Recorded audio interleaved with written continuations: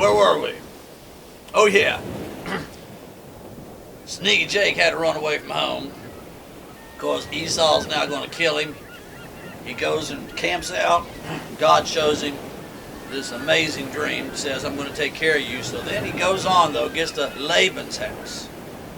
Now, when Sneaky Jake gets to Laban's house, he finds out that Laban has a pretty daughter, Rachel.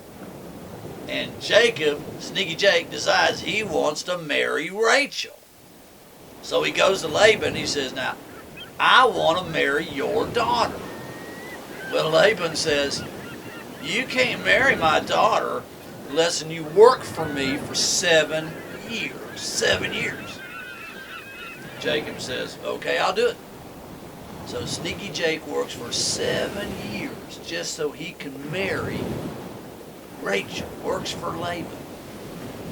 And at the end of 7 years, they had a wedding, but Laban pulled a fast one.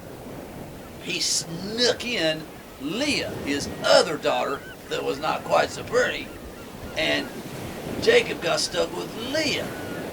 Jacob was mad about that, so he goes back to Laban and he says, hey, how come I got stuck with Leah? I wanted Rachel.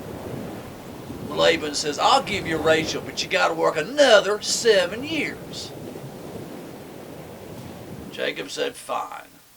7 more years. So 14 years, Jacob, Sneaky Jake, works for Laban. Come to find out, Laban is about as sneaky as he was. He's about as sneaky as Sneaky Jake. They kind of out-sneakied each other. And so, then at the end of that time, Laban begins to realize something. He begins to realize that Sneaky Jake really is doing well. He's kind of prospering. He kind of realizes that God is on his side. God is taking care of him. And so then he comes to Sneaky Jake and he says, why don't you just work for me and I'll pay you even though the 14 years was up. Now Sneaky Jake said, I tell you what I'm going to do. You don't have to pay me. Just let me have the spotted sheep in the flock. That way you'll always know which sheep are yours, which sheep are mine. You got the unspotted ones, I'll take the spotted ones, because there weren't that many spotted ones. And so Laban thought that was a pretty good deal. He says, you got a deal on that. So Sneaky Jake took care of the sheep for Laban, but he got to keep for himself the spotted ones. Now what he did was crazy, but he put some spotted branches at the watering hole where the sheep would drink.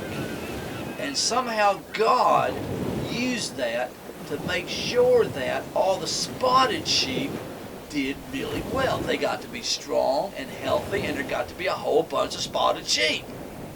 So after a while, Laban begins to figure out he's been had somehow. He doesn't know how he did it, but Laban gets upset with this.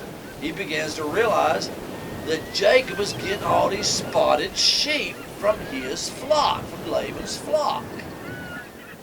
And so Jacob begins to realize that he might have to leave here too. He's done sneaky Laban. Laban doesn't like it.